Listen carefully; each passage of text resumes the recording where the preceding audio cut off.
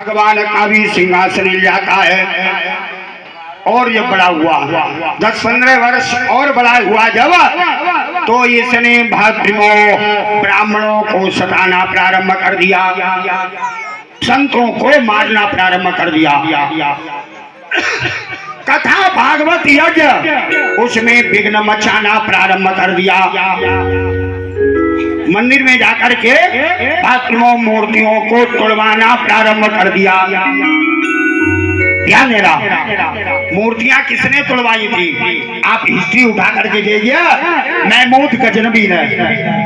अब यहां से जब वो गया है तो जब अपने वहां पहुंचा है, लोगों ने कहा क्या बात है? बोले मैंने उपद्रव तो बहुत मचाया, लेकिन हिंदुस्तान के लोग इतने धर्मवादी हैं, इतने रूढ़वादी हैं, उन्हें परतंत्र करना कोई साधारण बात नहीं है। ये हमारा धर्म जो है ना, धर्म जब तक मजबूत रहेगा तब तक दुनिया का कोई भी माई का लाल बोले हम पर शासन नहीं कर सकता है। और इसीलिए हम कहते हैं कि हमें तुम्हें अपने हिंदू धर्म को मजबूत करना है, अपने सनातन धर्म को मजबूत करना है, जो कि दूसरे देशों की औकात न रह जाए हमारे सामने हमारे ऊपर शासन करने के लिए।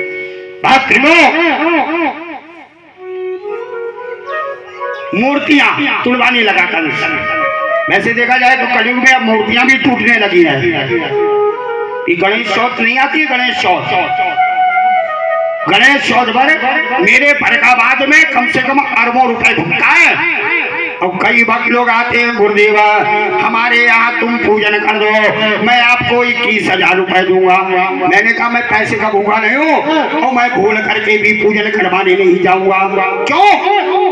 गणेश पूजन में लोग क्या करते हैं? बड़ी बड़ी मूर्तियां लाते हैं, बड़ी बड़ी मूर्तियां।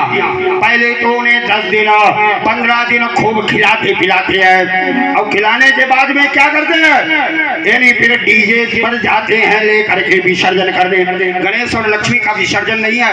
क्यों? गणेश और लक्ष्मी अगर हमारे जीवन से चले गए फिर हमारे जीवन में रह किया जाएगा, इसलिए इनका विसर्जन नहीं है। फिर जाते हैं, फिर तुम देखो शराब पी करके रास्ते में फिर वो डांस होता है। लानत है, भगवान के काम में भी तुम शराब पीना नहीं छोड़ दे। शराब पी करके जाएंगे, फिर गंगा जी में तो मूर्तियां डालने नहीं दी जाती है। क्या होता है?